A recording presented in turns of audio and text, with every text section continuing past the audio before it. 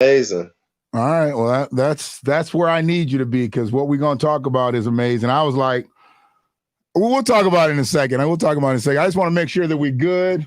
Let me check the phone real quick. And as soon as the signal comes up on Facebook, I know YouTube's already got it too.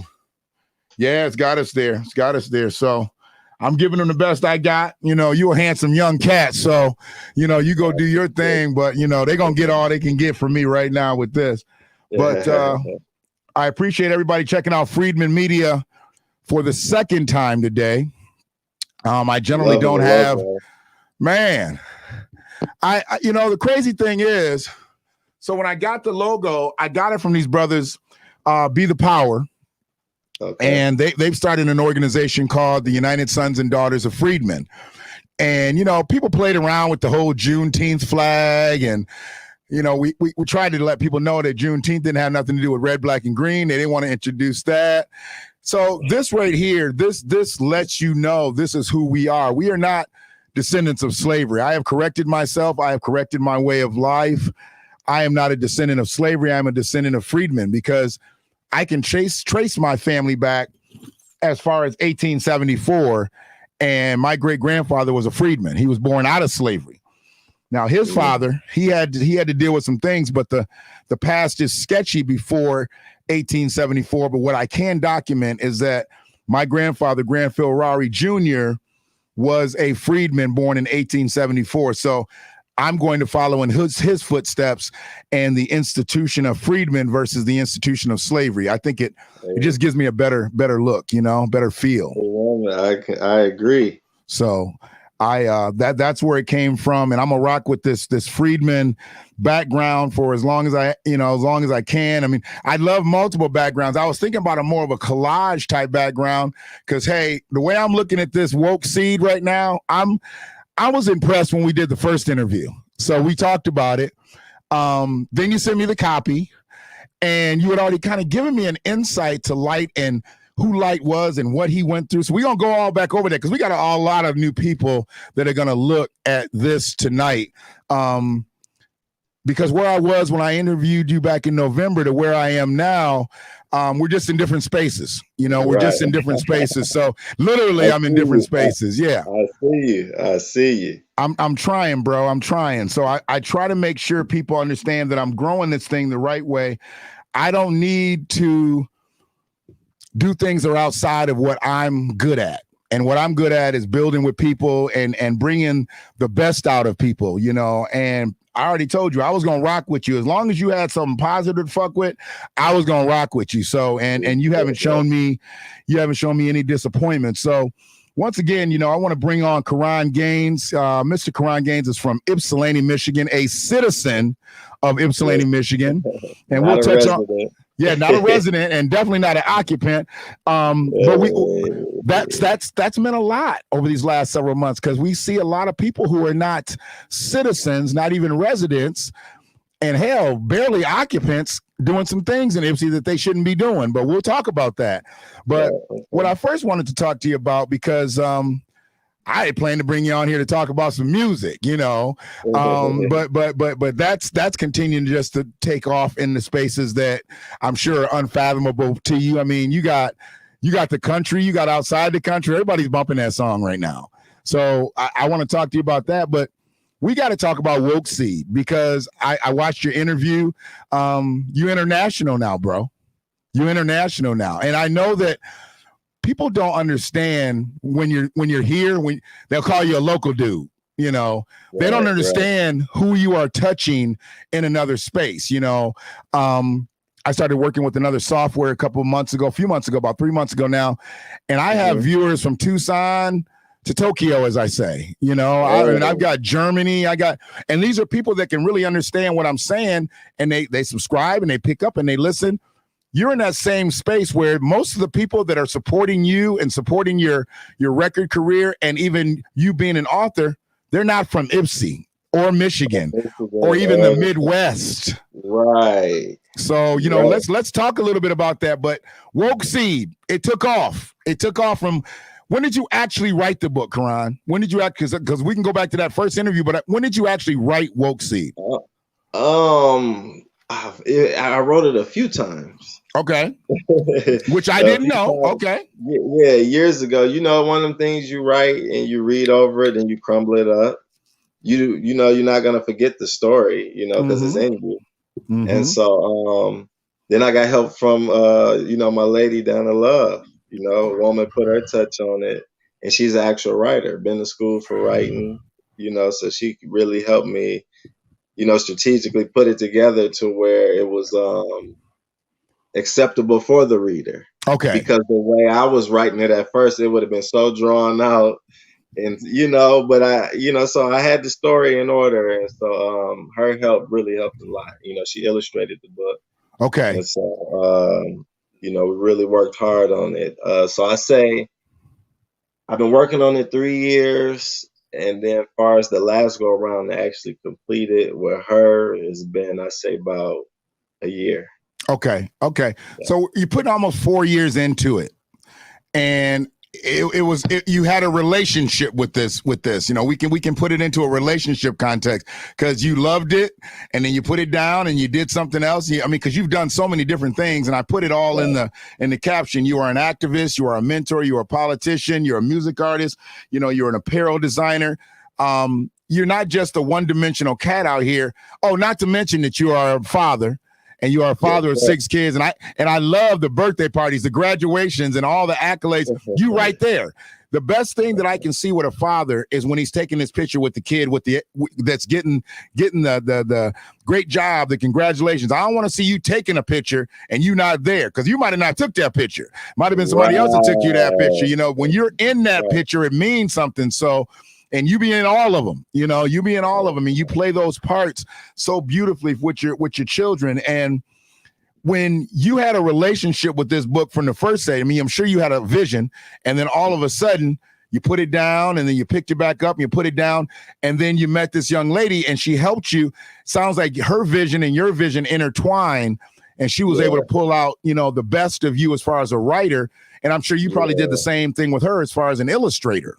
Yeah, definitely, definitely. It was just one of the things where it just the mesh was together, the relationship meshed well, and you know, so we're real proud of it.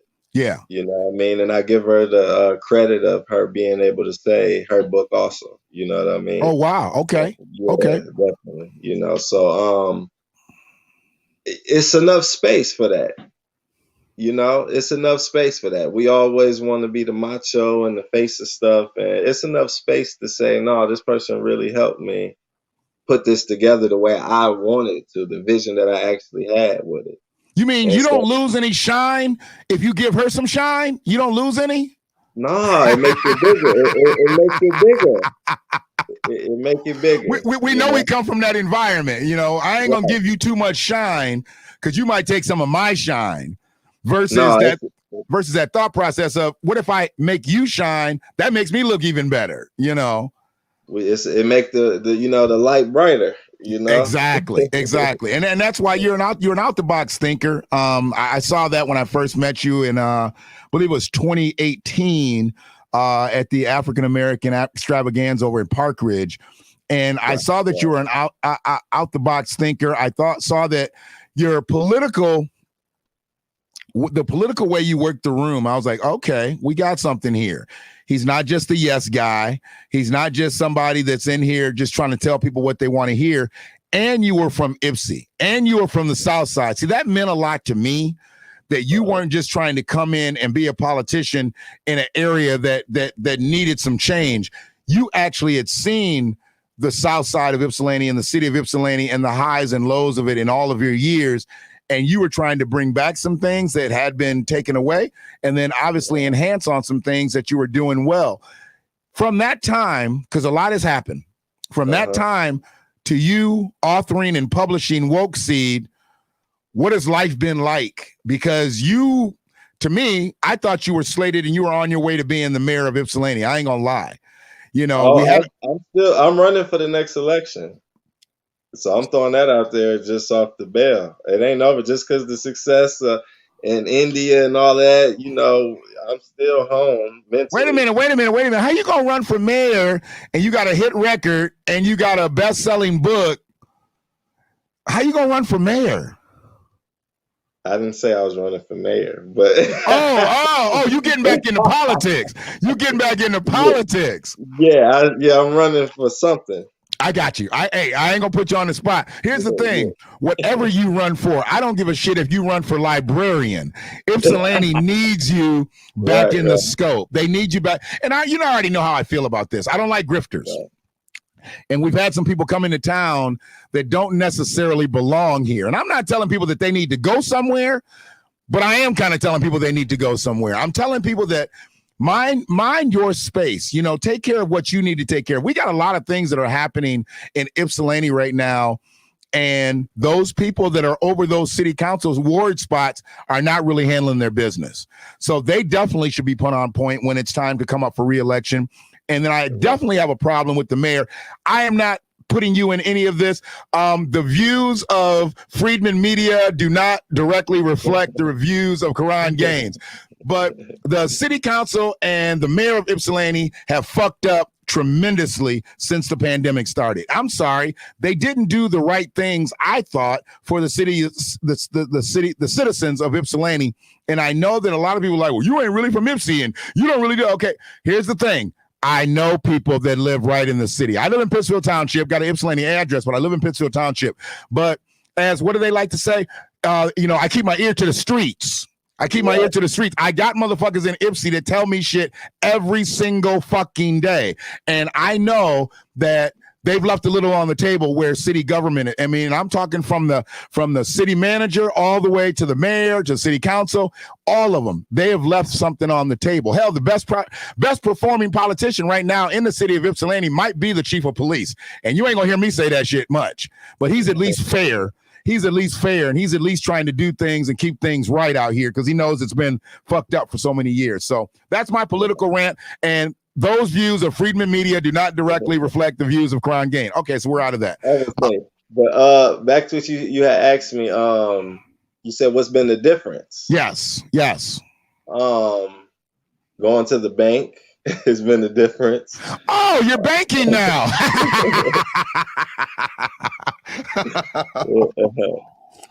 That's been one of the biggest things. Nice. The main thing has been my spirit saying to me, you were right. Mm-hmm. Everything you envision and what you feel needs change. Mm-hmm. And how you feel your impact will be. Right. It's been showing. And a lot of times,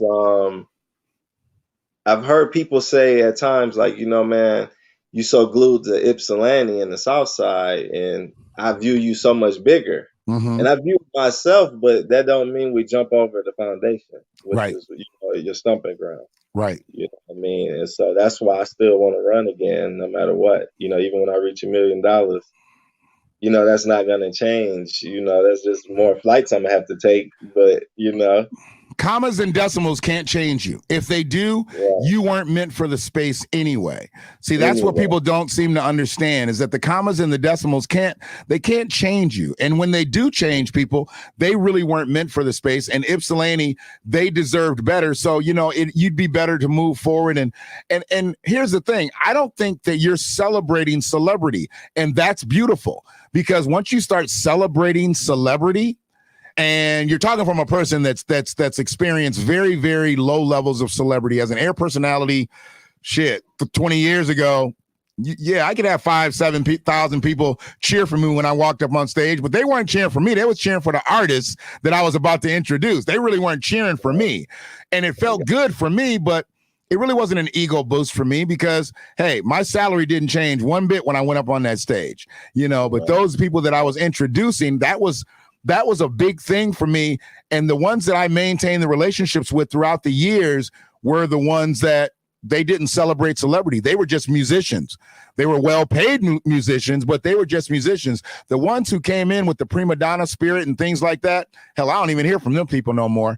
They're not making records because they didn't know how to really change in that space. If they weren't real, so you're a people person by nature. And I don't know if a lot of people know that you are a true people person. I mean, from your core. I mean, when I met you, I knew you were a people person. The way you delegate with your children, I can see that you're a people person. You know, your kids, you take advantage of your youthfulness with your kids. You can still stay in pocket with them, you know, because you can still keep up with them, right? So it's a beautiful thing. I say to people all the time is 80% personality and 20% work. And for example, when I went to Miami, the location got switched from the main concert. Okay. They sent the text out at the last minute. So the first thing I'm like, what the hell? I'm all the way down here in Miami and yada yada yada. And I instantly say, you know what? You here. You know, you here, make the best of it. So Right. when we get to that location, the DJs and everybody is unloading. You know, they're trying to hurry up. And so I started helping. All the other artists walked outside. You know, they got their jewelry on, they pretty. They got their fresh clothes. Right.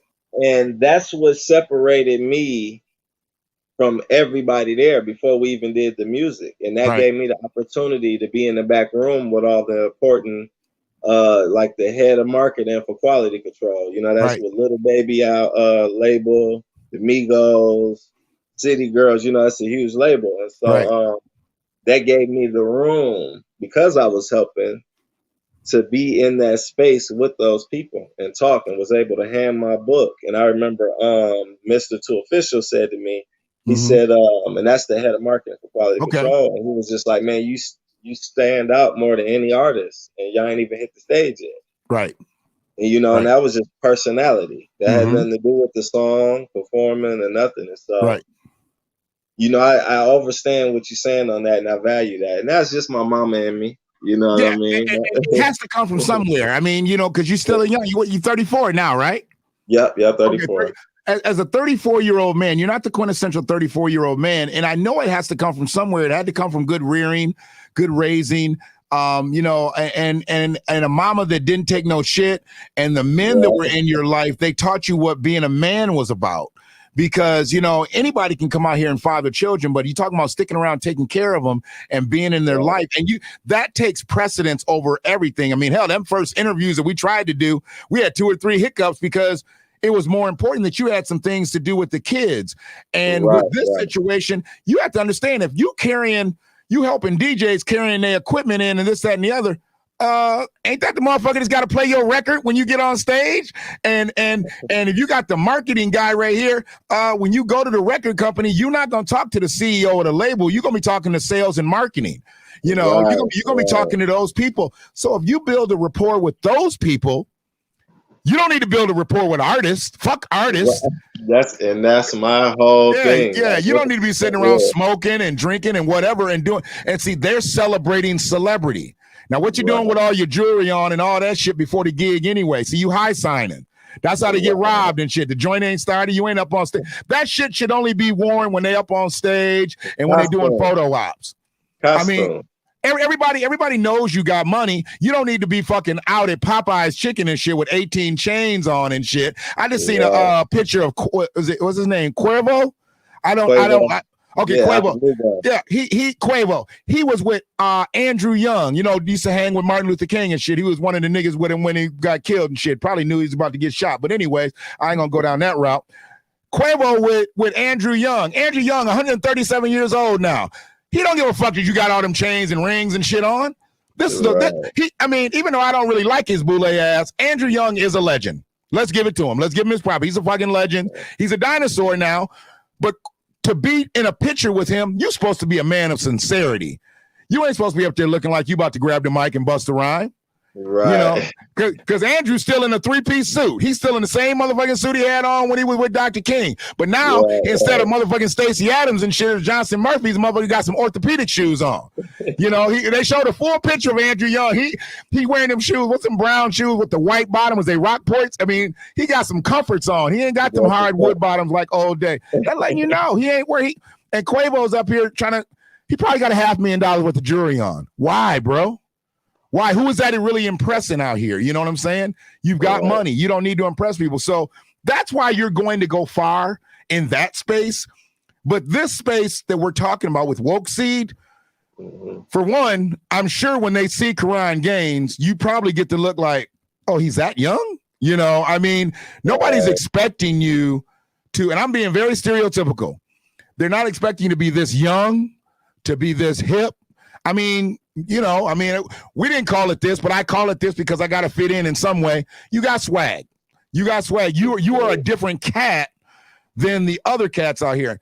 You got money now. You could have bought a chain. You could have had a chain on tonight and shit and been sitting there with your jewels and shit shining and all that. Yeah. But that wasn't important to you. What was important to you was to promote your own company, to promote your own brand. You put that in play.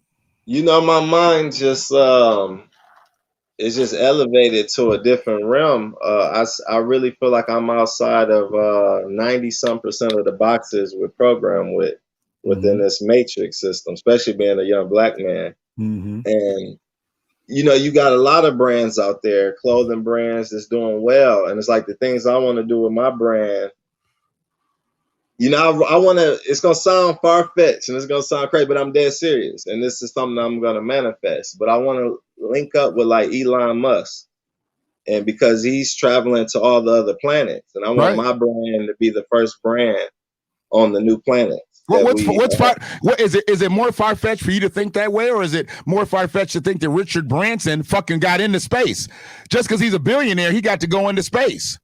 But I find it more impressive that a 34-year-old from the south side of Ypsilanti, former this, former that, this, that, and the other, wrote a book, has a hit record, has been a politician, is a father of 6 that's in his kid's life. See, it's not far-fetched. It's just far-fetched from what everybody else thinks. You're talking about a motherfucker that lives off of loans and stock options. Elon Musk ain't got no money. He lives off of loans and stock options because he has built such a fucking monster that he don't really need money.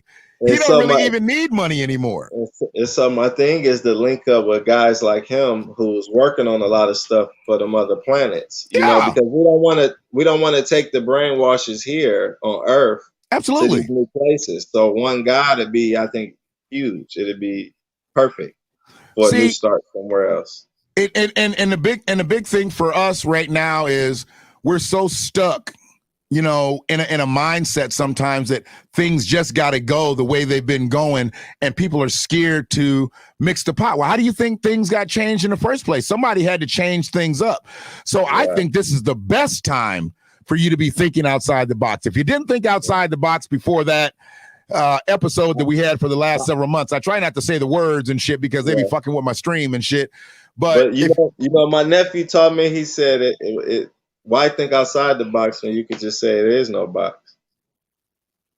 I learned that from a youngin'. Yeah, because that's a challenge. That's a challenge. Now, I'm challenged to think outside the box, but if I don't believe that there is a box, that's one obstacle. That's one obstacle I don't have to worry about. And that was the difference of what you said when you opened the interview, big homie. You spoke on freedmen and your descendants, and you like, my perception now is different.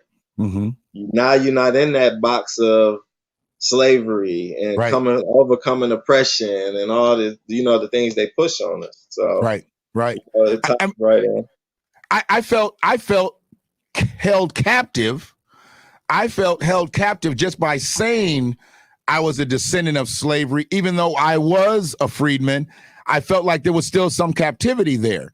Now, as a freedman and the way I move on a daily basis, it's more likened to how I am, how my spirit is. And truthfully, I've looked at my uncles and I've looked at people in my family, my father, being a captain of industry, the way he was.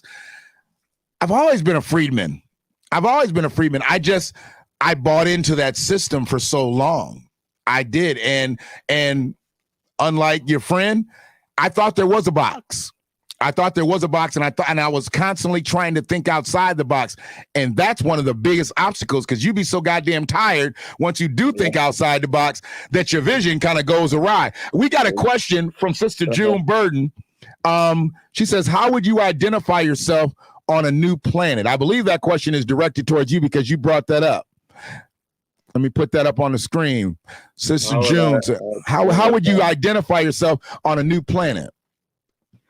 For one, I want to say that's one of the best questions ever asked. Sister June comes in. She dropped nuggets on our first interview. I didn't have any graphics or anything like that. I might even been sitting in the car. I don't know exactly where I was, but Well, I didn't have the graphics, but yeah. I don't, as a conscious being. So That's the best I when can. you say as a conscious being now, would that be in a planet of unconscious beings? Or are these people that just haven't gotten to your level of consciousness? Like you're going to be a few steps ahead of so many, but will you be that far ahead of everybody else to where they might not be able to relate to you? How will you bring them into the fold of relation? Mm.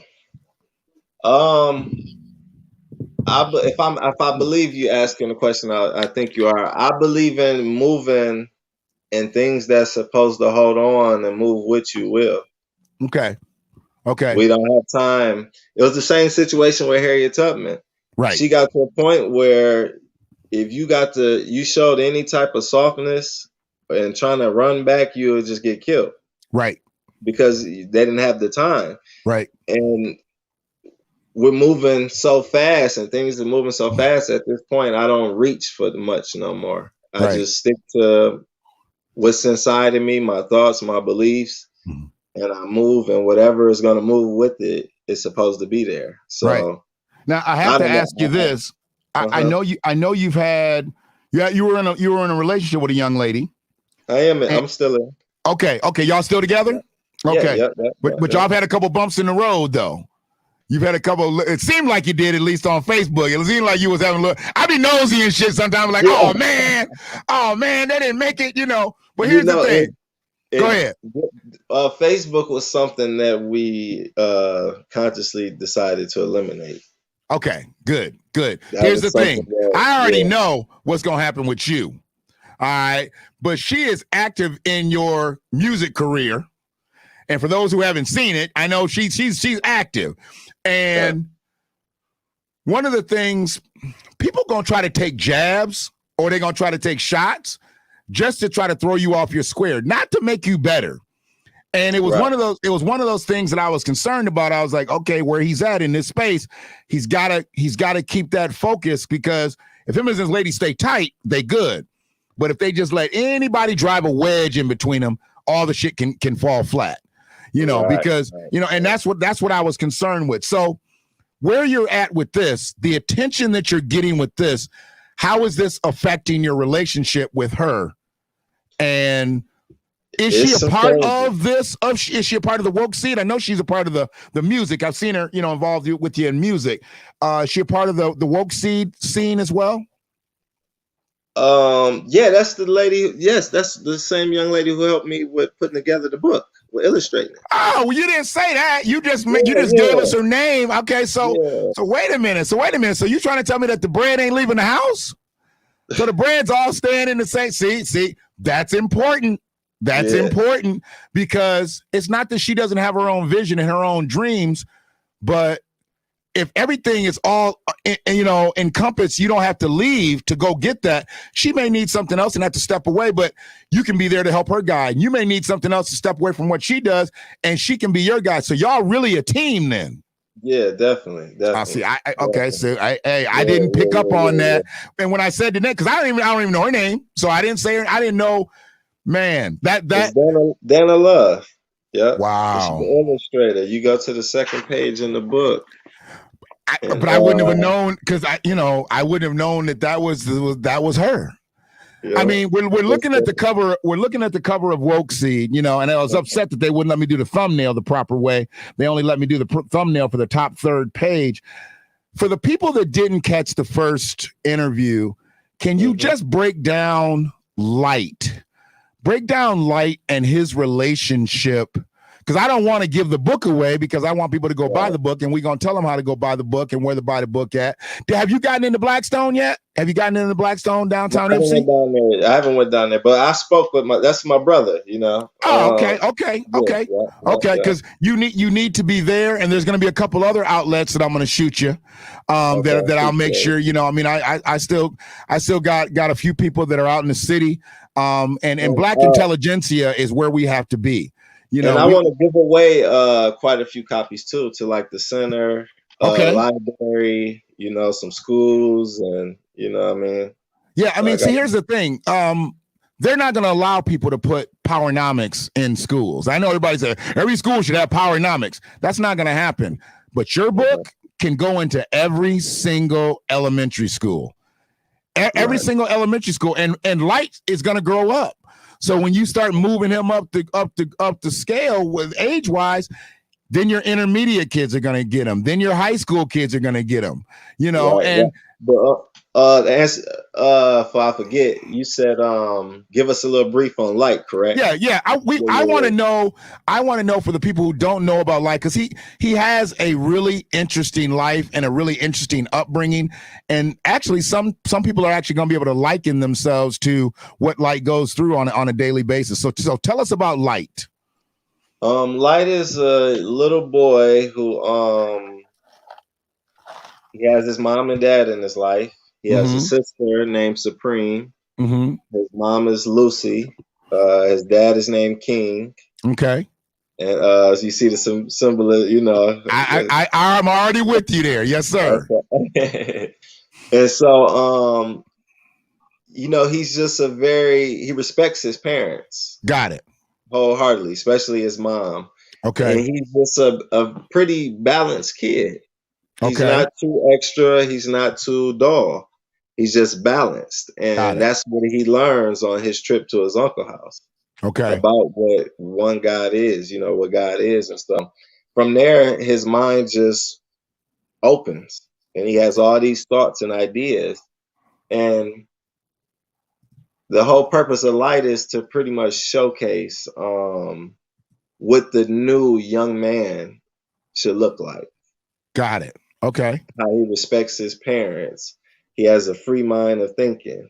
Mm-hmm. He's observant. Just all these different things about Light that makes him who he is. Right. The whole we're setting a narrative. Okay. On what our young men should look like, how they should act, how they should conduct themselves.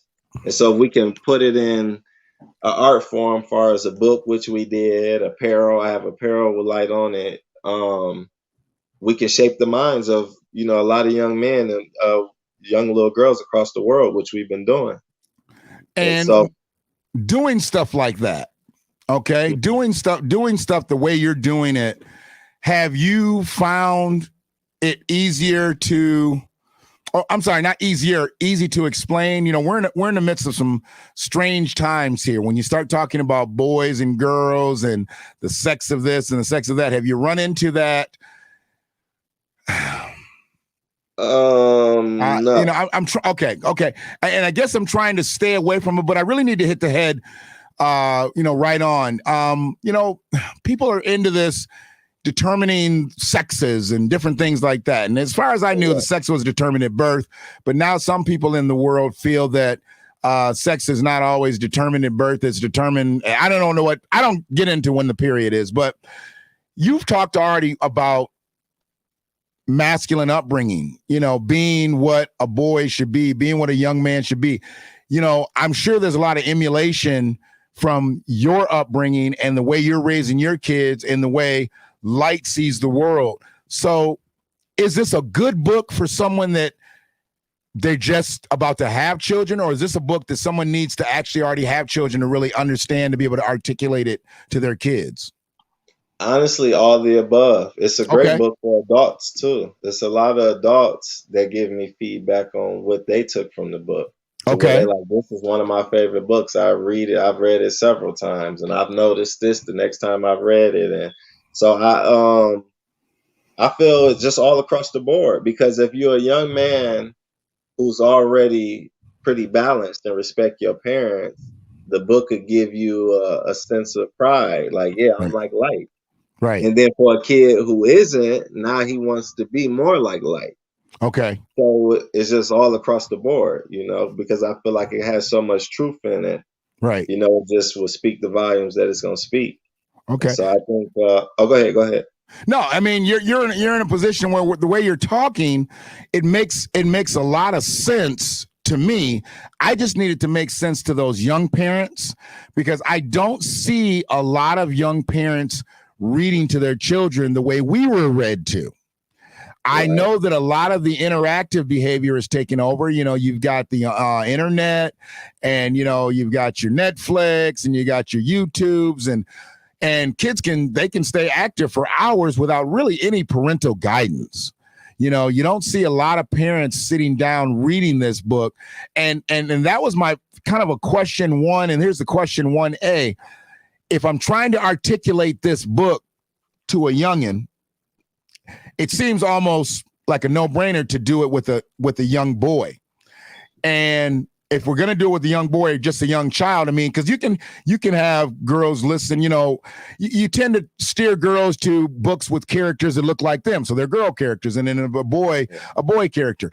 But this type of book, you can have child of either sex actually learn from Light, because there's other characters in the book that play an integral part. Can you talk a little bit about the other characters that Light encounters throughout his life? Well, he meets a lot of new friends. When he had his uncles, we have some of the friends, the lighter skin, what we would call white or Caucasian boy. His name is Christian. Okay.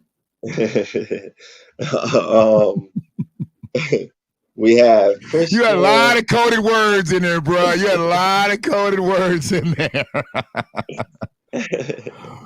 And so, yeah, it's a lot of symbolism in there. It's a lot of decoding. It's a lot of things that after you read it a few times, you'll be able to catch on to, even with the other characters. Oh, sure.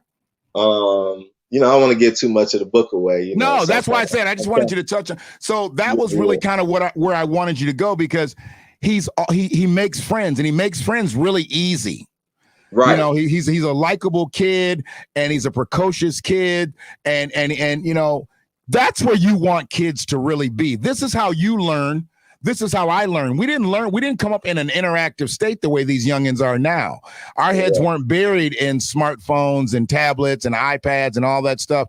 When we were growing up, we literally did read and write. We are that generation, and you're one of the last generations that knows how to write in cursive and can write in cursive on a straight line.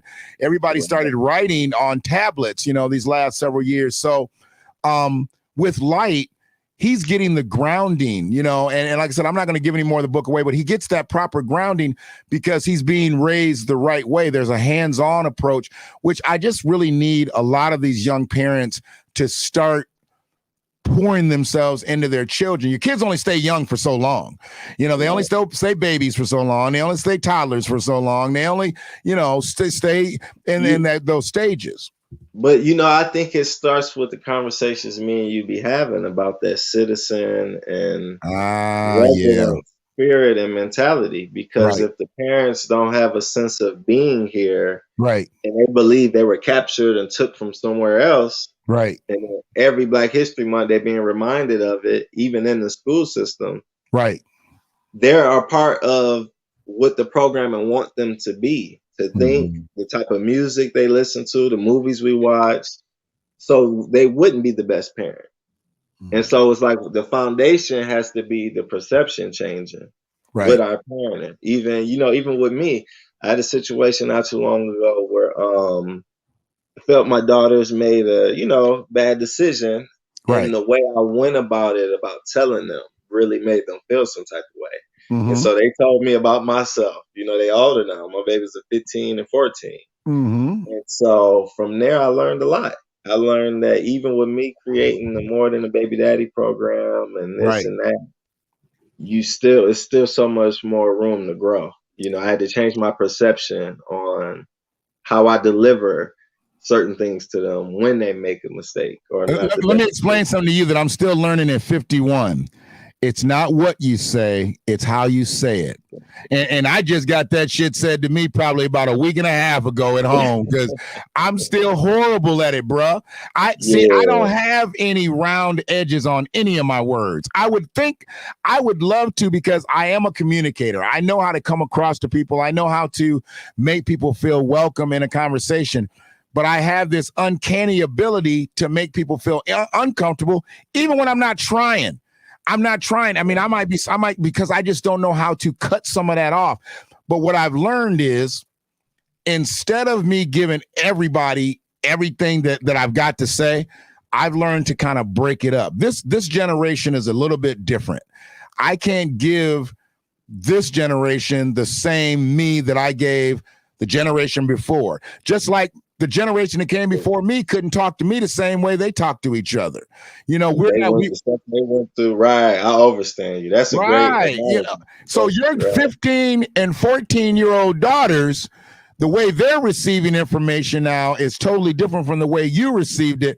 And as a daddy, you really only know one way to go about it based on what you were taught, but you're also very smart and you're also articulate and you have something that even your parents didn't have, and you can back it down a little bit, you know, and then break it. And because like I said, you're still in that space. You're more in their space than your mother and father was in your space. You know what I'm saying? Definitely. You can identify. So with them, you saying the wrong thing, you probably identified pretty quickly that you had kind of fucked up and said the wrong thing and they caught feelings with it. You're like, oh man, even though it was probably the right thing you needed to say, it was just the way you said it. Right. You had the right content. It just, the volume was just too loud. It was like, whoa, back it up. I get you. So there's nothing wrong with that. And it's unfortunate too. What I took from it the most was, wow, I didn't know my daughters care so much about what I think of them.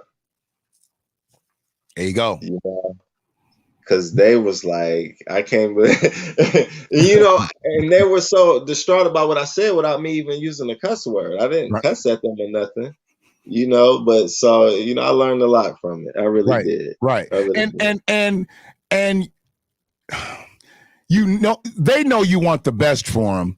They know that, you know, whether they thought it was a bad decision or whatever, you know, you thought it was a bad decision as a father.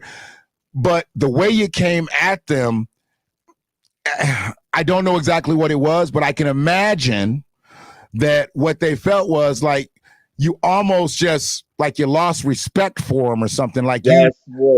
Because I teach them they're supreme. Right. And especially my daughters, things that identify me, which is a man or a male, a guy, however you want to word it, we come out of you. So I teach them that you are above everything else. Right. You know, life transfers through you. And so my expectations for them, and I teach them they from a supreme family. You know, we're not descendants of slaves. So my expectations are very high. You know, I had a discussion with my daughter today, my oldest, about that, you know, and, you know, they accepted my apology.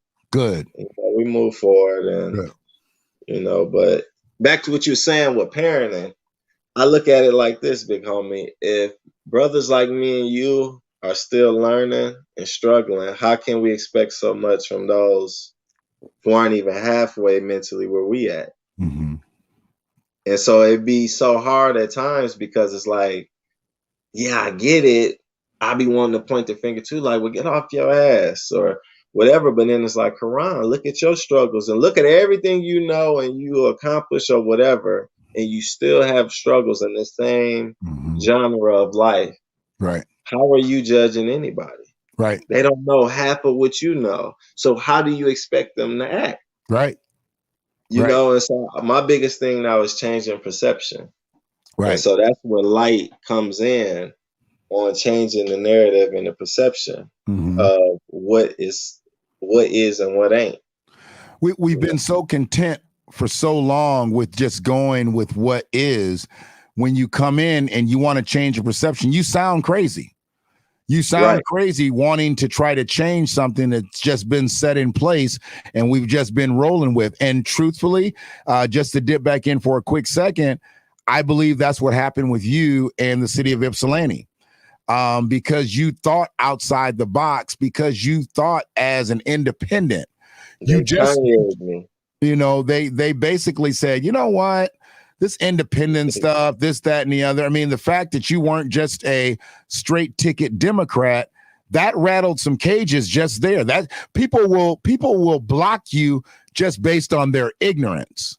Right. And I just had a conversation about this with someone a couple of days ago. Traditionally, Black people are conservative. We are not liberal folks. We are conservative folks. Now, we may want better. We may be due for selfers. We may seek out entrepreneurial situations, but that doesn't mean that we're not conservative. Black people believe in the nuclear family structure. You know, whether we've been able to maintain man, woman, kids, dog, white picket fence, this, that, and the other, we want that shit. We want that shit. We want that. We want that union. We want our kids to all be up under one roof. I mean, shit.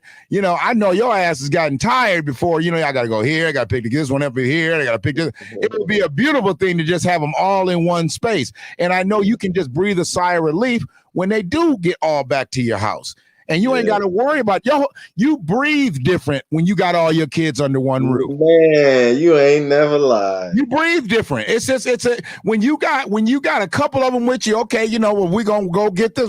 When you got them all, you can actually breathe a sigh of relief because absolutely nobody can take what you've created away from you. They with you now. Right. You know, they with you. You have to go through me to get to them. Absolutely.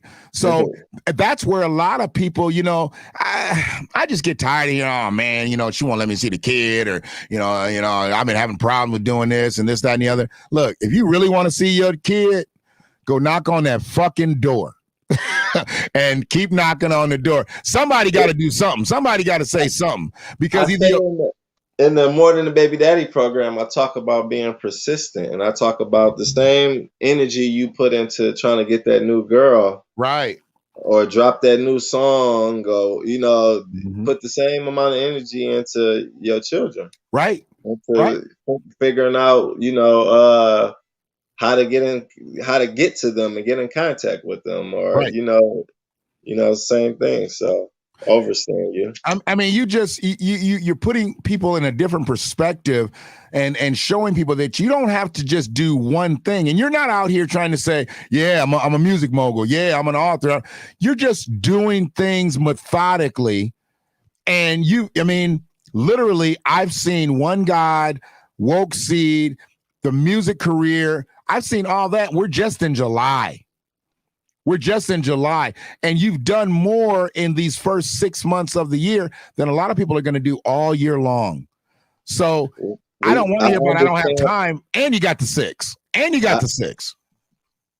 Because I understand what's going on, big homie. We rebuilding a whole new pyramid. Mm-hmm. And so while everybody else is taking advantage of this free money and unemployment and this and scamming and doing all of that, I'm actually understanding that it's a free opportunity for everything. This is the time for you to show the star that you are, not a star as in fame, but your connection to the universe. We are stardust, literally. And we all have our own DNA, so we all would shine different if we just tapped into ourselves and knew who we were. Mm-hmm. You know what I mean? So I don't know. I'm not into the thoughts I have and the stuff I want to do. It don't got nothing to do with fame, really. Right. It don't got nothing to do with. It just feels good to do everything I've been doing. We talked because it come from the inside.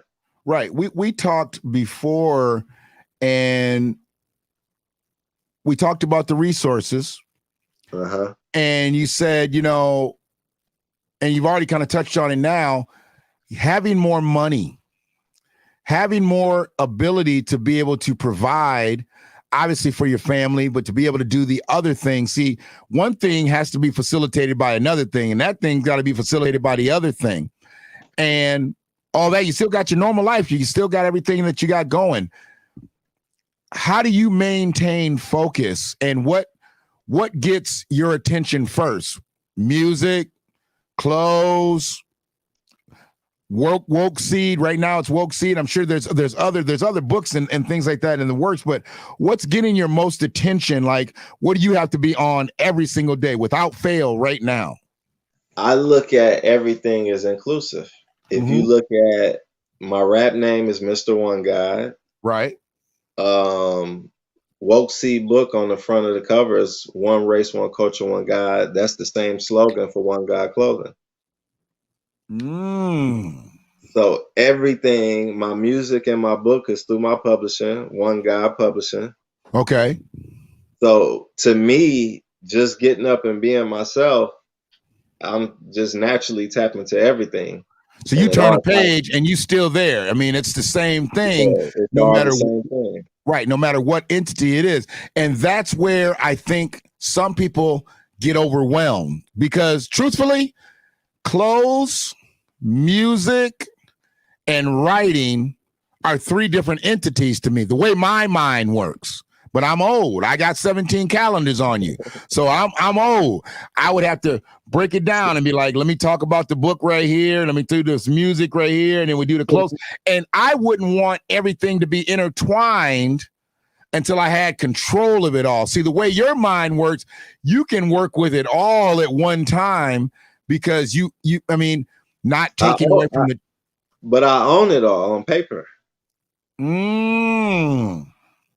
Yeah, so that's big. That's big too. We talked to somebody got a hold of your name or something when we talked last time. What was that they took your name and then tried to sell it back to you?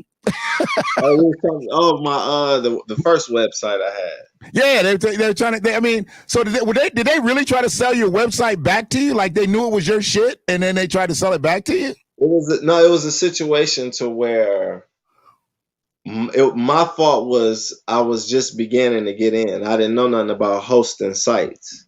And so I let somebody else host my site.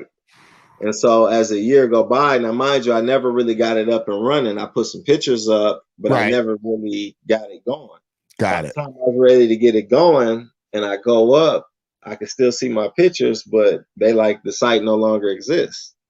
It's owned by somebody else. So then when I further a year or two after that, when I got my new site, I learned the only way to get rid of that site is they have to sell it. And this is all kind of vague because it's been about 7 months. Was it somebody local that was holding on to your site? Was that the same conversation? Yeah. Okay. And he was black. But look, this is what I look at, big homie. Okay. The first thing I said was what? I spoke on my accountability. I should have known. I shouldn't have never let nobody. But here's the thing, though. I blame you in that way. Yes, I'll agree with you. But dude, really? They knew you were new too.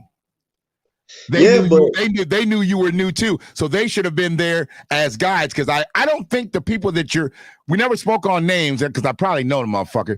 But the thing that they should have done was they should have taken you under their wing versus doing some greasy shit like that. That's why it's hard for us to work with one another. That's why it's hard for us to build with one another when you purposely take something from someone else. That's your creation. That's that you know what? And that can break a man. That can break a man when you take his creation and then you try I always have counter creations. Mm-hmm. So which would mean the same thing. So the way I always set it up to where you really can't trap me in no corner and take nothing from me. You kind of talk like Kanye West and George Clinton all turned around. It's so funny the way and the words. I totally get what you're saying. You just don't let things get you down. You find a bright light at some way. There's some, and that's uncommon. I know a lot of mid-30s, dude, and they don't think the way you think. Because we waste so much time holding on to things. Why would I hold on to a man who weak? If he sold my site, he obviously needed the money. Or whatever the case may be. So or maybe he's just a greedy motherfucker. I'm gonna be that guy for you. I don't want you to be that, but I think he's just a greedy motherfucker. Right. Or he could be greedy, but either way it goes, it's his loss because being greedy is unbalanced. So it's ungodly. Here on this place called Earth. Sure. I get what you're saying, and I'll let you play the good cop tonight because I'm not the good cop ever. Because if you know somebody's coming at you with earnestness and they need your insight and your intel, and you do something purposely against their movement, I ain't got no love for you. And I don't want to see you make another motherfucking dollar out here. I look at it like this. Look at where things is moving now. If I slow down any little bit, it'll slow down the purpose. And we let people like that push themselves to the side. I don't spend no money with that person no more.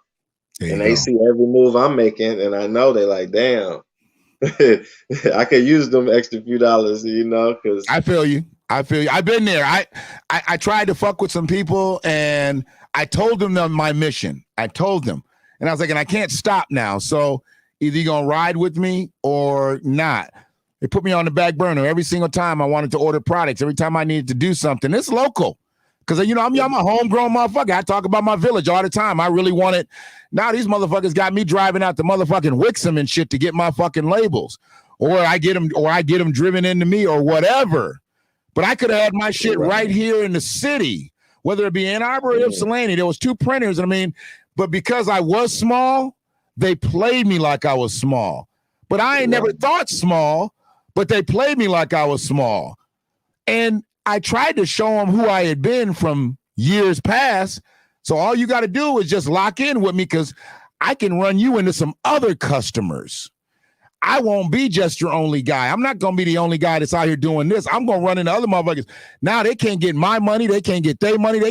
So I don't need these motherfuckers making a dollar out here. I already told them I'm tired of being humble out here. I'm tired of being humble. I'm 51. I ain't got to be humble. You got to stay humble a little bit. You got a little bit more, get them babies up out of school. Get them either into institutions of higher learning or get them running their own business. Other than that, fuck them, because they had the opportunity at you. Dude, how many times you been to Miami? You've been to Miami a couple times just in the last, month? No, I've been once. I just got to see the record. I see the record going crazy down there. I stayed down there longer than what I was supposed to, because they had paid me. They booked me 2 extra shows. Oh, you did what? You got paid? You got paid to be there? Yeah. Oh, so you're not one of the motherfuckers that's paying motherfuckers to be on stage. You getting paid to perform. You're not paying to perform. I tried to tell these motherfuckers they got it wrong.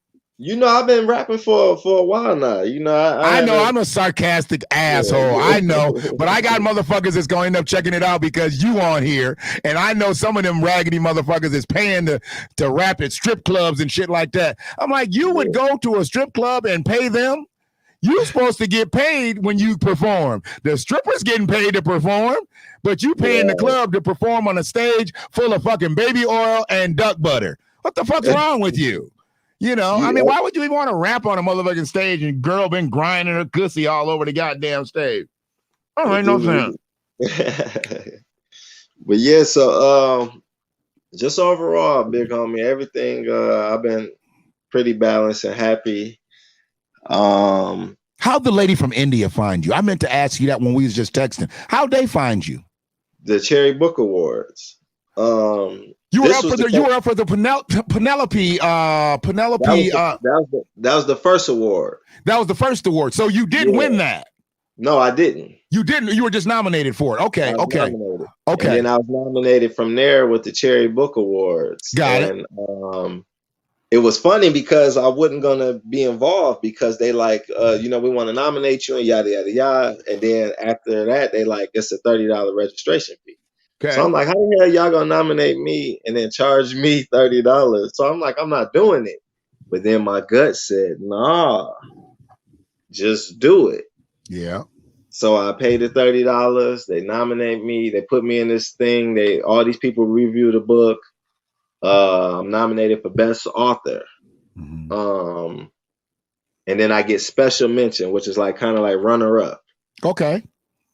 And from there, it's like every other day I wake up, man, they be sending me links. Like, yeah, you made this news and this article and this is this big.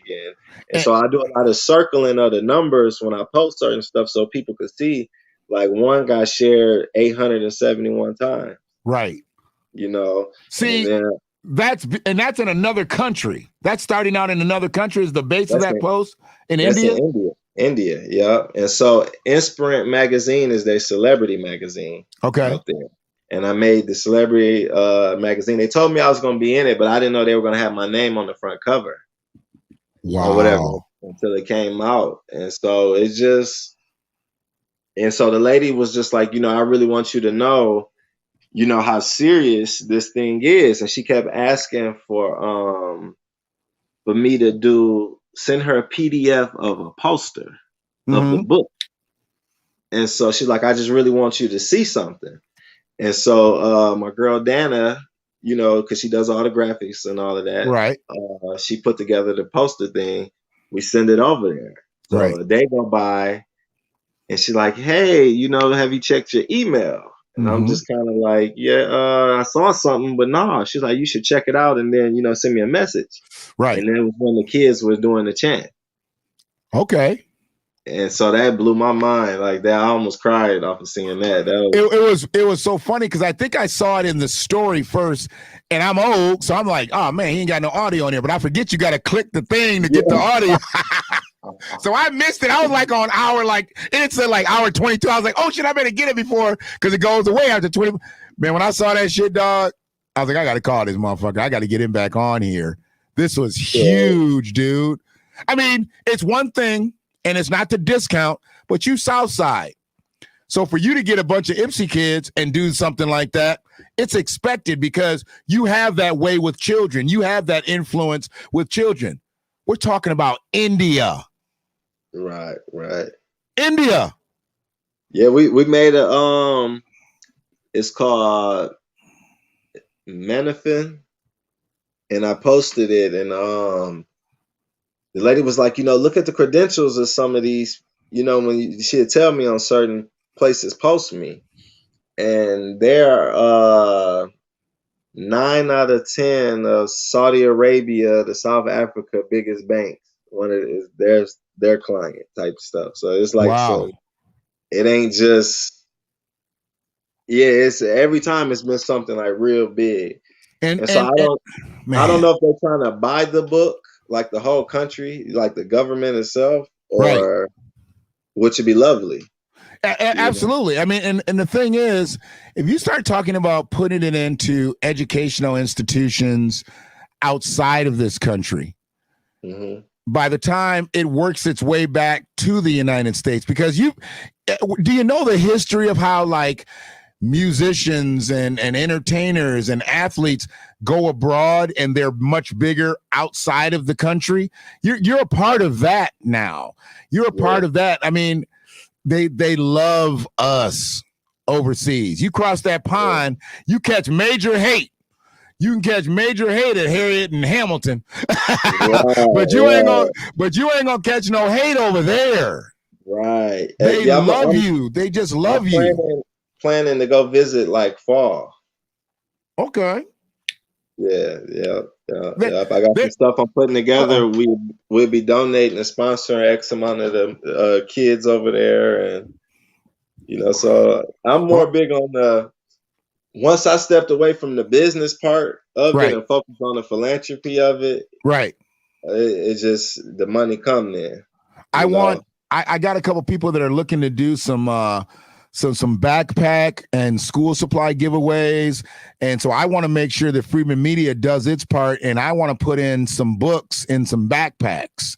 So we're gonna talk about that behind the scenes, and there's different things because I think there's also. I have a vision for some woke seed swag. I'd love to see kids wearing the woke seed t-shirt, the woke seed hoodie, because I don't think kids need to be wearing a Champion hoodie or a Nike hoodie or an Adidas hoodie. Wear something that is you. Don't wear something just to be a billboard. Wear something that is you, and where all of those things 30 years ago were conversation pieces.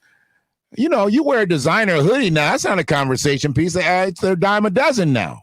Right. But when you wear something that has meaning behind it and you can articulate why you're wearing it, what it means to wear it, I think that's the direction that I want to see kids. Unfortunately, I'm a little fat, so you weren't able to get me I'm fat, period. Not a little fat, but I'm fat. I wasn't able to get a 3X today. This weekend, I appreciate you because I love being able to promote without promoting. I walked through Sam's Club, and I walked through Sam's Club. I got Kid J's shirt on, and I forget I have it on. I'll forget I have it on. And then, it'll be some young girls, they ain't looking at me, but they see the little Kid J shirt and shit, and I know they'd be like, that ain't Kid J. And I'm like, but I can sponsor him. I can support him. I don't have to be him. I might be Kid J's granddaddy. Don't be up here and insulting me. But Kid J, man, him and Meatball, his mom too. That, like the family, they do the. He got a real good foundation over there. It's crazy. I mean, and they've kept him grounded through all of the things that he's going through. And there's big things on the horizon for him. I mean, Ypsilanti is just so much more than what people want to make it out to be. And they have, we still do have a lot of good core family life. They would want to make you think that it's just a bunch of single mamas and deadbeat daddies and this, that, and the other, and a lot of low vibe. No. There's still some foundation in Ypsilanti, and we can build on that foundation. And I look forward to whatever you decide to run for. I look forward to you getting back in that space. And you told me in November, when I come back this time, I'll be coming back and I'll be tight. My money will be tight. I'll be able to do things more with campaigning, because hey, money does make the world go round, and down. Yeah. And then you don't have what I believe is a handicap that those other politicians in city government have, because now they've got to show what they've not only done or haven't done for the last couple of years, but how are you better than this man? See, they shut you out by a technicality last time. That's right. How they shut you out. They shut you out, which was bullshit. They shut you out by a technicality. What are they going to do this time? What are they going to do this time? What are they going to say this time? Because you're coming in as an independent, and you're coming in where nobody can stop you. And hey, we just got to hit the corners. That's all we got to do. Politics is about getting in the street again. I know politics were jacked up a little bit with the thing we encountered for the last several months. I can't say it because I don't want my stream fucked up. But I think now we can get back out there. We can get back out there and get the fist bumping and talking to people. And, you got to be safe. You got to be safe. And I mean, if you're walking around with hand sanitizer all day, shake hands, fist bump, do whatever you got to do. Just wash your hands afterwards. But you got to get back into people's face again. And hell, you coming back with a hit song, you coming back with a hit or with a top selling book, an internationally selling book. I mean, that's crazy. Your book ain't being sold even at Blackstone, downtown Ipsy, but it's being sold in India. You know what I'm saying? Yeah. See, that's deep for me. You know what I'm saying? And I need that type of energy versus somebody just saying, oh yeah, I'm gonna try to get in the stores right here and try to get no. What you need to do is try to get online. You need to try to get international. That's where the bread's at. If you're looking for money, that's where the opportunity's at. But that's really where your support base is gonna be. It's unfortunate. You're not gonna catch all the love you need to catch right here in Y-Town. It's unfortunate. But think about this, big homie. I changed my perception. And I stopped thinking. Of course you did. Everything now is global and beyond. Another thing, I got the wardrobe for Blackstreet. Okay. Yeah, so they're going to London. They leave for London on the 26th. Blackstreet, like Teddy Riley? Yeah, Levi Little. I don't know if Teddy's back with them or not, but all the other ones. Right. Yeah. Oh, wow. Okay. Yeah, that's crazy because I just started shooting back and forth, man. I made a couple comments about Dave Hollister. He's always been one of my favorite vocalists. And, he led them for a minute, with Teddy and everything. So I just started going back and forth. I just found out he's making new music with Donnell Jones and Carl Thomas. I mean, they about to make some serious baby making music. So I don't need you and your lady listening to them. You all right? I don't need y'all listening to them. No, so we ain't having no kids. We okay. Does she have any on her own? Does she have any on her own? Yep. Oh wow. Okay. Yep, man, I bet you it's beautiful when you have everybody together. Yeah, it is. Everybody love everybody. Everybody talk to everybody and play and yeah. It's a beautiful thing. I mean, and because to me, that's a party right there. That's beautiful right there. What I love about the situation, me and her talk about sometimes is if things was to not work, we accomplished so much together. So it's like we already won. Right. It's like a pressure that ain't there that a lot of people have. a lot of people be afraid to walk away, even when there's problems, because they're Right. gonna feel like they missed something, or it's like she accomplished so much since she's been with me. I accomplished so much since I've been with her. We accomplished so much together. It's like it was meant for us to meet each other. It's bigger than the boyfriend girlfriend relationship. You know what I'm saying? Build your infrastructure. Build your infrastructure with your relationship, and the business will come from that. If y'all in a good spirit together with your relationship, business ideas are going to flow like crazy. There'll be too many of them. You'll miss things. You'll have to come back and gather those things. You'll find yourself, and I don't know if you watch old movies and stuff, but there was a decade when everybody was carrying around the little digital recorders, and you'd see some movies where top level business people would talk into a little digital recorder. You know, we got those on our smartphones, and you're not always going to remember things. You're not always going to be able to type things. Spit in that voice recorder. I got a ton of shit in voice recordings because I'll think of stuff. I'm driving, I can't remember it, so I'll think of stuff, and I'm on my own. But when y'all back and forth, you might not be together right then. Hit that shit, record it, and then just shoot it to her. As long as it's not over like 2 minutes, you can shoot it to her. She'll do something and send it back.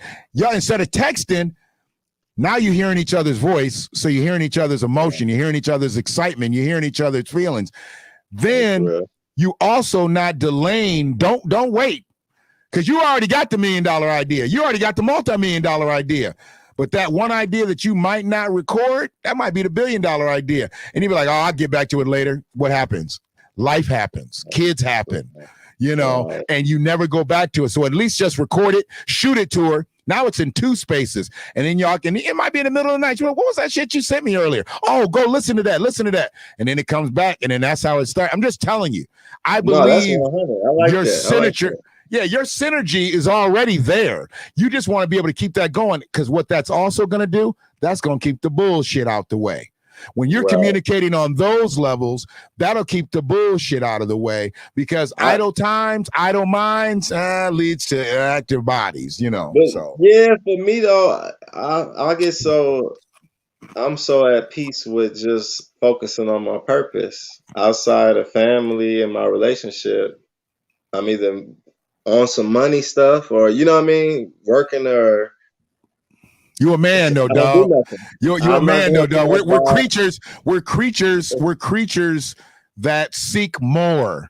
And I've learned this, and I've learned where I've had to have the discipline of someone that I didn't think I had, the patience, the discipline, and just say, you know what, fuck it, I don't want to do that. And you're about to embark on some big things, dude. India is the small one right now. You know that. You know India is the small one right now, because that's right next to something that, I mean, wait till Asia starts calling and they looking to take your book and be like, you know what, we want to put together 1 million copies for you, you know, and they want to shoot it from somewhere. Australia. I mean, there's so many different places that love Black culture. See, but I don't know if you look on my page, but the book has already sold in 14 different countries. India is just the one that's doing the articles and is buying it the most. You're moving in 14 different countries right now? Yeah, it's sold in the United Kingdom, Australia, New Zealand. I mean, let me hold $30. Let me hold $30. I'll give you my cash app when we get up out of here. I need 30. Shit. I'm glad we ran into each other now. I need $30. Shit. God damn it. Yes, that's beautiful, man. That's beautiful. Yeah. 14 countries. Yeah. Hey, you know, I mean, that right there, that to me, and frankly, we were talking about Woke Seed in November, but we weren't looking at that. We weren't thinking about that. You was really trying to get this thing off the ground. You had the digital in, you were waiting for the hard copies to come in and all kinds of stuff. Dude, you're in 14 countries now. Now you're in 14 countries. And I truly believe you're headed for educational institutions on a mass level. You know, I mean, I just believe that it's going to be the kind of book that teachers are going to want their kids to read. Parents are going to want their kids to read, and they're going to, you know, do they have bookmobiles anymore? You're going to be on a bookmobile type of thing. 2 more what I was gonna say.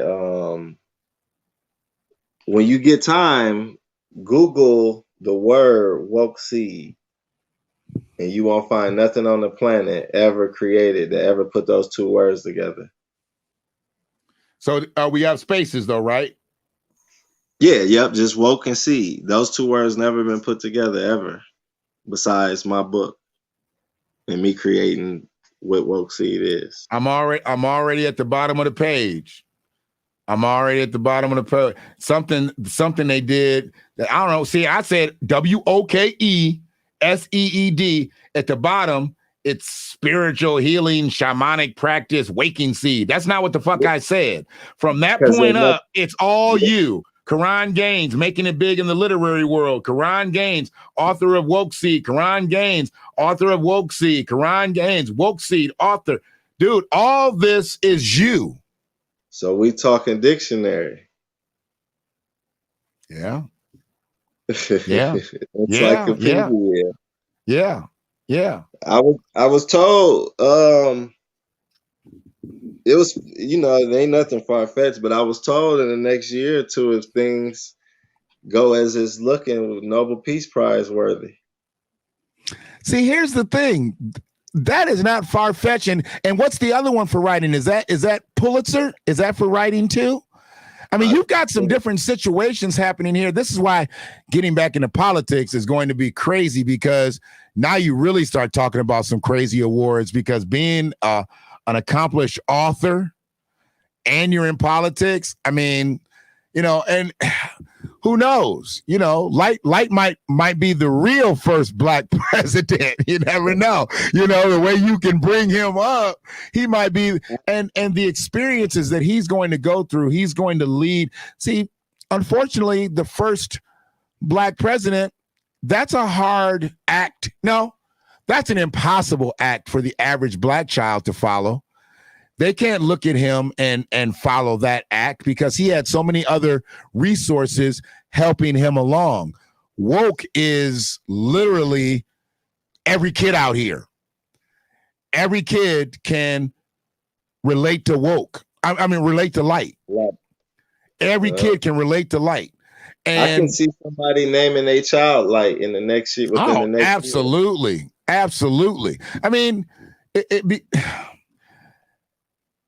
you've done something for young people too, to make them think, and hopefully locally the schools will latch on to this and understand that we're not getting a lot of local authors just popping out and getting sold in 14 countries. And I mean, how long has the book actually been on the market? I know that you did some things. December 17th, 2020. December 17th. Yeah. So we're talking literally just almost 7 months, not even a full year, not even 14 countries and 7 months. So I give it 14 months and then we're in 28 countries. Then I give it 28 months and then we're in 56 countries. You know what I'm saying? It's like that. And it's going to move faster. It's going to move faster than that. But that's what you've done in just this short a time. And this is the catch, big homie. I haven't put it on Amazon yet, or Goodreads, or Google. It's only on my website. You ain't got to. You own that. No. If I put it on there, it's going to change my bank account. So Amazon doesn't take money from you? They don't make a little something, but I still would make what I was going to make anyway. I don't know anybody that's ever put their own product on Amazon, but I always thought someone has to take a L to get it out there on that mass production stage. So you really don't have to take a L to deal with Amazon. Because I would still have it on my website, because I still own it 100%. And then with Amazon, we'll just do it to where they they make a few dollars, but they have such a huge market. Okay. And the way Amazon is set up, because it's a global corporation, they tap into each country dollars a certain way different. So, for example, in India, their money is like $74 to our dollar, I believe. Or it might be $174 to our dollar. They're called rupees. Okay. So it'd cost them way more to buy my book directly from wokeseed.com than if I put it on Amazon. Got it. So the minute I put it on Amazon, you're not going to lose anything by putting it on Amazon and then buying it. Okay. No, not at all. I've Okay. just been keeping it independent because I want the name Woke Seed to ring for a little longer. Because I'm not Absolutely. tripping on the money. It's not Right. about the money. We want the Right. money now. Absolutely. I ain't Absolutely. there yet, but I Absolutely. still want to keep it organic and keep it philanthropy and keep it, Right. where it's at. You know, So and with that being said, so like with Kindle and all of the other, like say it's the not the on none of that. So just imagine what I'm saying, big homie. It is sold in 14 countries, and it ain't on no other platform but wokeseed.com. So imagine when I wow. hit the button and put it on everything. Well, let me just put a bug in your ear. Audiobook. Yep. If you decide to do one, I know somebody Already, that has a great voice. it's And he done. might I did it. he has a Yeah. great voice. But no, seriously, I think an audiobook, dude, with an audiobook and let that book be read to small children as they go to bed with moving imagery. I mean, I'm thinking cartoon. I'm thinking all kinds of Yeah. stuff, man. I'm thinking all kinds of stuff. You know what I'm saying? Yeah. Yeah. Oh, okay. Now you done got me thinking about business. I was really just supposed to be on some light shit, but no, I like the way you're doing it. I like the way you're walking it down, because you could easily be just running to the money. I'm so thankful you haven't given up to Amazon. I'm ignorant to the way Amazon works that way. I buy a lot of products from Amazon, but I thought you really had to more or less take a L to get the big because distribution. because they do publishing at Amazon also. So people Oh, have to okay. put together their book. Since we did the book all on our own, from the graphics Right. to editing and everything, we published it. One Okay. guy published it. And Okay. so when I Okay. put it on there, that's just a separate bag. That's just a different. I will See still that have worksheet.com and everything else. that's where I wasn't understanding. So when I'm usually seeing Amazon books, they're probably part of the publishing deals and they want to get them out there. Okay. Because see, whoring a product out is really easy to do. We see people doing it in the music business now. Right. It's unfortunate. But They're giving their music away. but You big homie, not also they can. I think you might be talking about this too with Amazon, for example. Prior to me putting Woke Seed on there, they right. could look and say, "Dang, this book moving." We'd rather cut them a check up front to where they do a publishing deal with me, then to where they like, we're gonna put this all around the world. We're gonna hit the button on this, so we know what it's gonna sell. So you'll have major distribution just within the click and a check. Yeah, those type of deals are on the Yeah. table. Well, Yeah. your leverage obviously raises, and you know this. I don't need to tell you this. When you're at 14 countries, you're really good. When you get to 100 countries and they come calling, be like, okay, well, maybe we need to talk. Well, let me get to 200 countries, because see, at that point, your value's only, and they're still going to want a piece of it. Because you can be in all of those countries, but they still are going to want a piece of it, because that's who Amazon is. Amazon is the monster. It's not that they don't want to see you selling it, but they want to sell it too, because they get $1 off of that too. And and I see how you took your little hustling game and then worked it into your authoring and music and all that shit. You ain't slick. I see. This is what I try to tell people. You got to take them old days and turn them into new things. You can't just let what you did for however many years and not work for you today. Even if it's about walking away from opportunities, even if it's about making sure that your kids don't have to go down that path. So you're going to be able to see a lot of signs with your kids of stuff that you did when you went awry, because you didn't necessarily need to go awry. You were a top-notch basketball player. You were a top-notch with offers. You know what I'm saying? There was another life calling you. There was another thing. There was things happening out here. But just think, if you kept that focus. See, now you can be there to make sure your kids keep that focus, and you're bringing in the resources to where if they do decide that they want to stray, we ain't got to do all that. We ain't got to do all that. We got this on lock right here. And that's the difference between somebody pretending to be a father, because you can pretend to be a father and do all the stuff because of the money that you're making, or really be their father and guide them the right way and say, I ain't letting you fuck up and go down. Because for one, when one kid fucks up, that takes away from all the other kids. You got 6, she got 4. If one kid fucks up, 10% of the kids 90% are affected. Right. And then as parents, both of y'all are affected. So we can't have one kid fall out the loop. Are there going to be problems? Are there going to be hiccups? Absolutely. But you keep on stepping. She keeps on stepping. Y'all step together, and the kids will follow suit. You know, they'll follow suit, you know, and as soon as they get ready, I'll grab them back and put them back in line. Now you know how you got to work with your teenage daughters.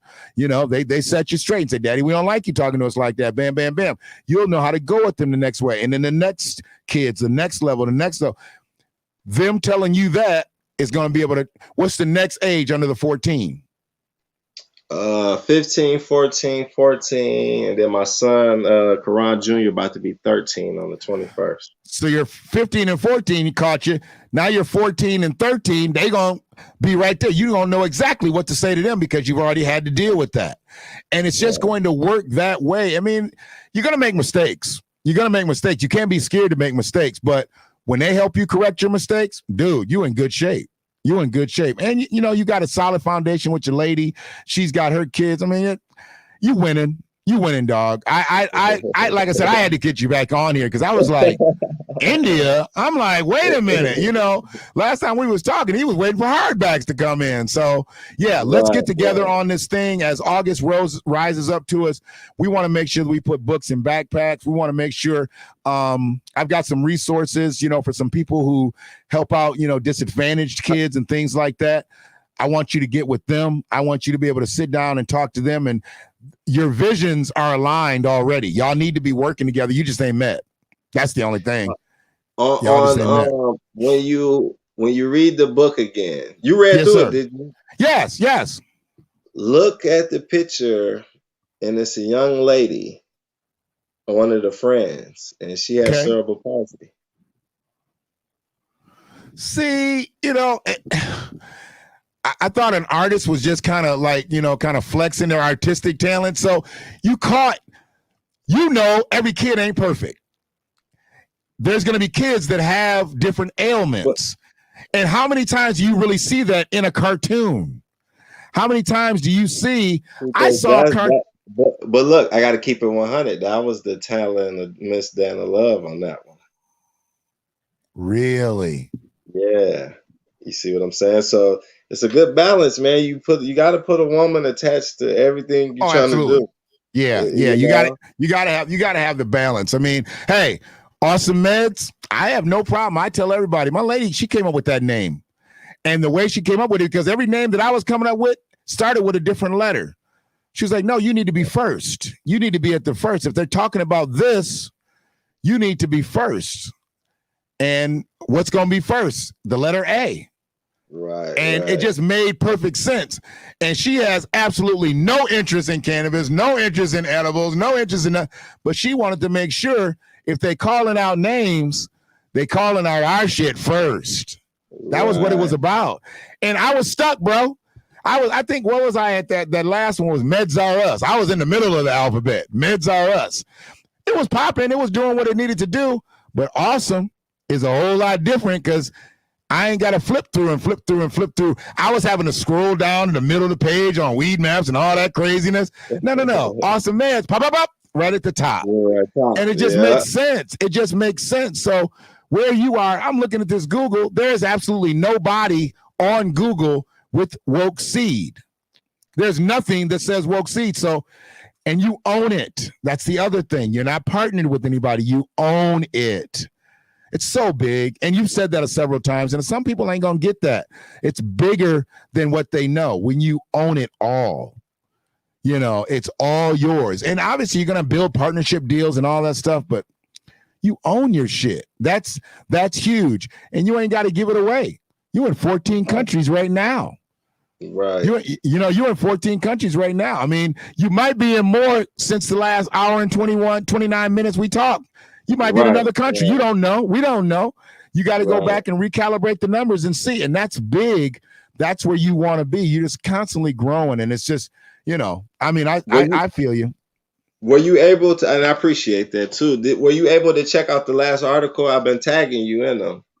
So I saw the article. You did an article today. I didn't read that one. Hold on a second. Let me get right back to the book. Hold on one second. Because you tagged me in it. I just saw it. Ba, ba, ba, ba, ba, ba, ba.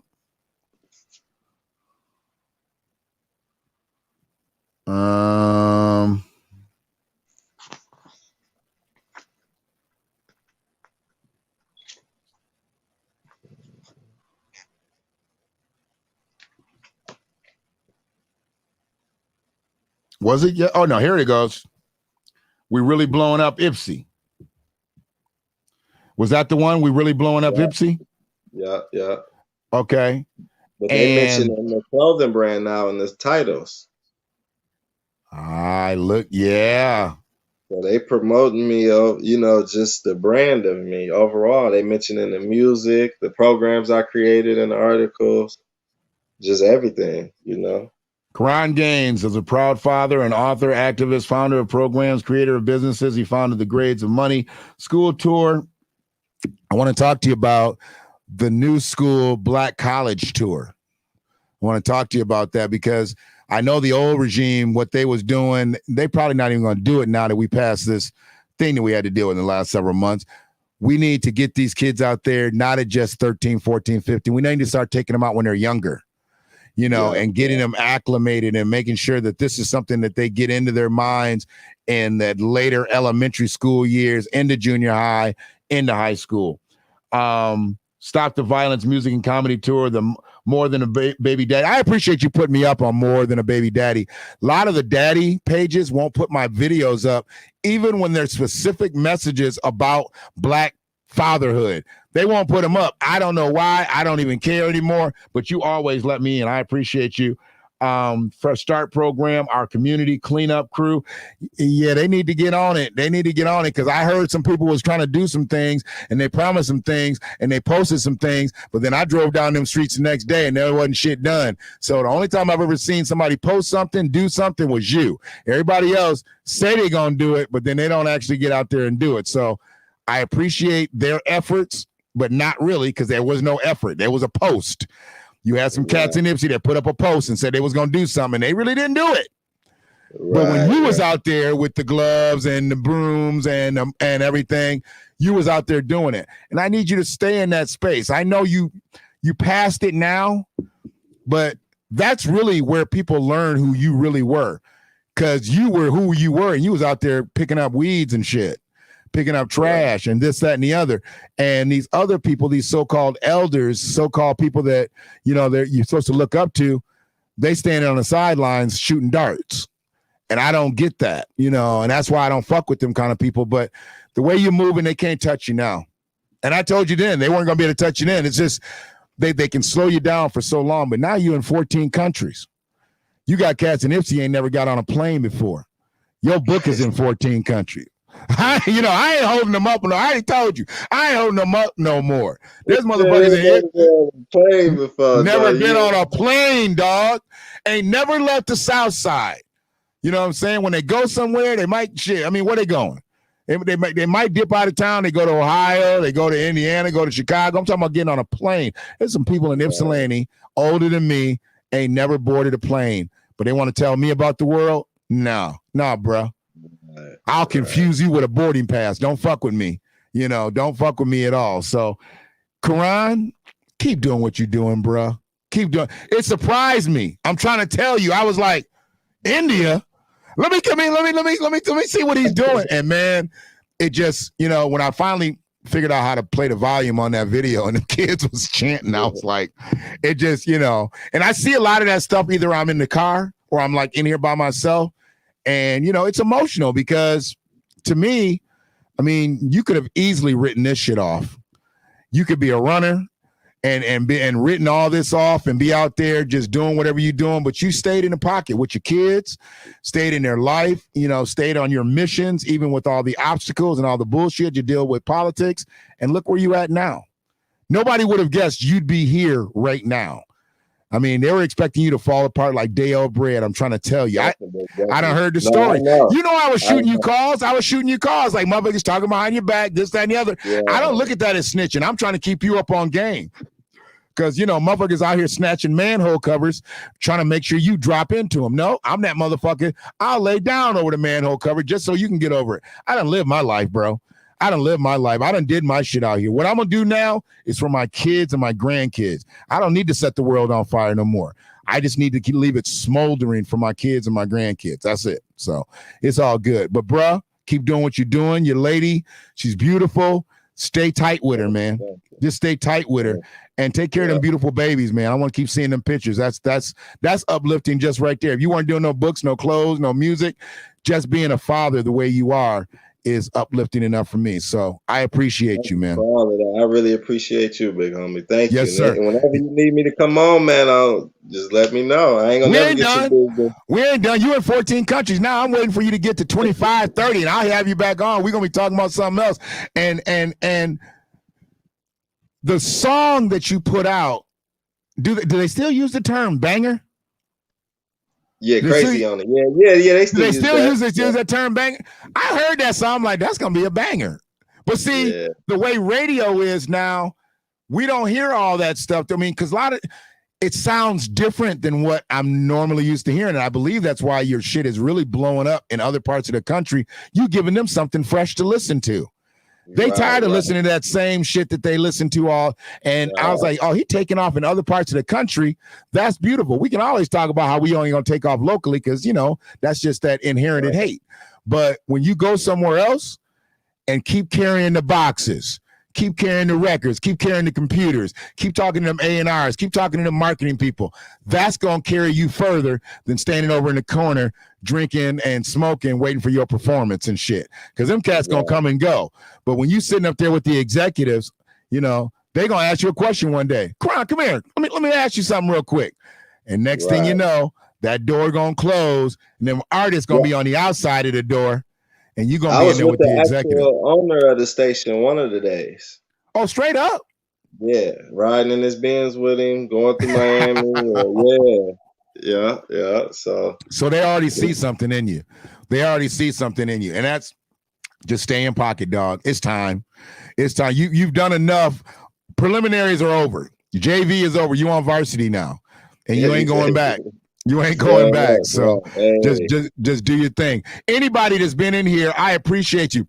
Look at my man, Information Man Show. He done crept in here. I appreciate you, brother. Friedman Media appreciates Information Man because he put him on, we put this on Sunday. Karan, he put me on Sunday. I instantly got like 16 new YouTube subscribers. I did a cast later. We did 3 hours. I'm sorry. Yeah, we did 3 hours. I did another 2.5 by myself with people that just came over from him. Now, I got my staples that still fuck with me. Dude, I did 5.5 hours on Sunday, man. And it was just off of pure adrenaline because of what I was feeling. I had been texting you. Remember, we was trying to put it together and we was trying to get that, did it all during that time. And I was like, tomorrow, I did Detroit Urban Survival Training, did the author of Woke Seed. Tomorrow, I've got the founder of the soon to be, if it did not close yet, the founder of Beezy's. I'm gonna talk to B tomorrow, so we're gonna talk and she's deep in the community. I already see things that are going to be able to help us all cross paths. See, I'm looking at working with real people in Ipsy. I'm looking at working at people, and I want her to tell me the gory shit that happened with Beezy's, and also the great shit. Why it ended for her, why it's ending totally. We're going to talk about all that stuff, but we also going to talk about her future. She helped with the Warming Center I was a part of that we all started together. And I didn't know that. With City Council, they're going to use the Freight House this winter for the Warming Center. But I was a part of that. The beginning, I did not know that. I wrote out the first flyer when I ran the second. Remember, I ran and I had to go through the second part of the election. Yeah. One of the questions during the interview was name a time it was a problem and you came up with a solution to fix it.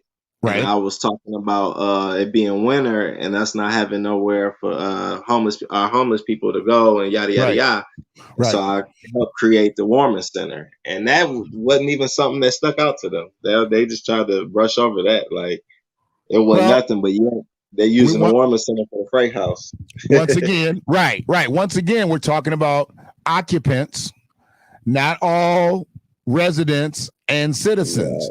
So if a person knows Ipsy and a person is true about Ipsy, they would know that that's big. They would know that that's big, because one thing that I can definitely say with Ipsy over Ann Arbor, and I'm going to get you out of here, Ipsy's people were always very close-knit. You didn't see a lot of people on the street back in the day. Right. You know, they might have been out there during the day, but at night, they was off the street. You know, they had some place to lay. They had some place to go. And there's way more people on the street now in Ipsy than there's ever been. Just like there's way more people on the street in Ann Arbor than there's ever been. But I'm talking about Ipsy was that tight-knit community, because for one, if they on the street, you damn near either know them or you know their family member. So you make sure they get taken care of. Now, nobody even cares. Nobody even cares. They just act, because we're not dealing with citizens. We're not always dealing with residents. We're dealing with a lot of occupants. And it's unfortunate. And even if they are citizens, they've got an occupant state of mind. And that's just as fucked up as being an occupant, period. You have an occupant state of mind. If you don't have a citizenship state of mind, you're just as bad as just being an occupant and being out here being reckless, because that's a problem. You're not thinking the way you should think, that this is your home and the way you should be. So that's why I fault the politics, because I don't believe that they're doing the right thing there. Perception. We got to help change their perception, big homie. There you go. And you're one of the leaders of that charge. I'm gonna ride with you. I appreciate everybody. And information said respect to my guest. So that is Mr. Karan Gaines, author of the book Woke Seed. Of the book Woke Seed, owner of One God Clothing. Artist, did you write the song too? Did you write the song? Yeah. Oh yeah, I write all my lyrics. Yeah. Okay. I mean, and in the grand scheme of things, when I see it on these playlists and I see the artists, I mean, you was like in between like Jay-Z and somebody else one day. I'm like, well, wait a minute. Yeah. So his song creeps in between. So you know they listen to Jay-Z. It was a classic, and then it was your song, and then there was another song. If they listen to the song before and listen to the song after, they had to listen to your song. Then the next thing you know, you getting played in another day part. See, that's when you know you on, when you getting played in all the day parts.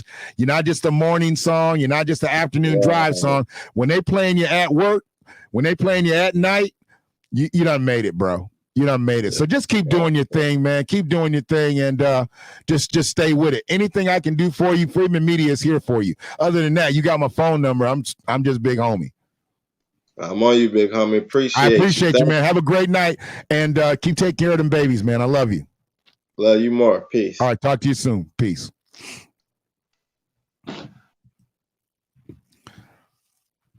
So an hour and 42 minutes. I mean, I kept y'all here a little bit longer probably than I should have, but I don't think so. I think I kept you here right amount of time, because the brother's got so much going on. We uncovered Woke Seed today, but we didn't really even talk about his music career. We didn't talk about his clothing line. We didn't talk about other things that he has in play. And I know that everybody seems to think that you got to have that one thing that makes you big. You got to have that one thing. How about you have a whole bunch of things and they all break? They all break, because if you're multi-talented, why aren't you using all of your skills? That's what it's all about. Use everything you got in the bag. Don't wear a tool belt if you only gonna use the hammer. Don't wear a tool belt if you only gonna use a screwdriver. If you got a tool belt on, use every motherfucking tool in there. I'm trying to tell you, you got to use every single tool in there. And if you don't, what good is having a tool belt? You might as well take it off. But I appreciate everybody that dipped in here tonight. Information Man, thanks for coming through. Free. Appreciate you holding me down. Sue. We had June Burden in there. I know it's a little confusing from what I've been doing the last couple of days, but I did these interviews and I couldn't have interviews, have it come through YouTube and Facebook and through Haps. So, I guess I could have did it through Haps and then it would have went through. But personally, I didn't want to just have that green screen on Haps. So I really like having my Freedman background, y'all. I like that Freedman background. So I need to have that up there. So I appreciate everybody doing the thing. So, brother, you not only inspired me, you forced me to do this. I already told you they're gonna be regretting it. They're gonna be like, they should have never let your ass on Information Man show. they're gonna be pissed off because I'm here now. I'm here now. I'm feeling good. I ain't even got everything perfect, but I'm here now. So I definitely got to salute you as a brother. Since we all here, hopefully you can hear what we got going on. Hopefully, one quick second. Let me make sure that because I haven't been listening the way I normally listen, but I want to make sure that I'm coming through the right way because I was told that my sound effects wasn't working, but I want to make sure my sound effects is working because you inspired me to do all of that. Are we getting that? All right. As long as we're getting that. That's for the Information Man. That's for Quran Games. That's for everybody that stuck with me during these several months of trying to put this thing together. And we still ain't got it all right yet. We ain't got it all right yet, but we gonna get it. And I have nothing but love for everybody that has been here with me. You know, it's been an inspiration, but it's been kind of humbling because, like I said, most of the people that support me on this platform, hell, I ain't even never met them before, except online, you know. And people that I've known for 30, 40, 50 years, they have absolutely not one positive word to say. But I'm good with it. I'm at peace with it. And like Quran says, because I changed the perception, I changed my thinking. I'm going to do what I'm going to do, regardless whether you support me or not. So I'm good with it. But I appreciate y'all. I appreciate everybody that's come on this space tonight. And we're going to keep it moving. I ain't going to do nothing else tonight. I'm going to let it run. But I appreciate everybody. Information Man, we're going to be in touch. We're going to figure out part 2 of that show so we can really dig more deep into Black politics and we can dig deep into how we change the narrative. Because I think it's up to us.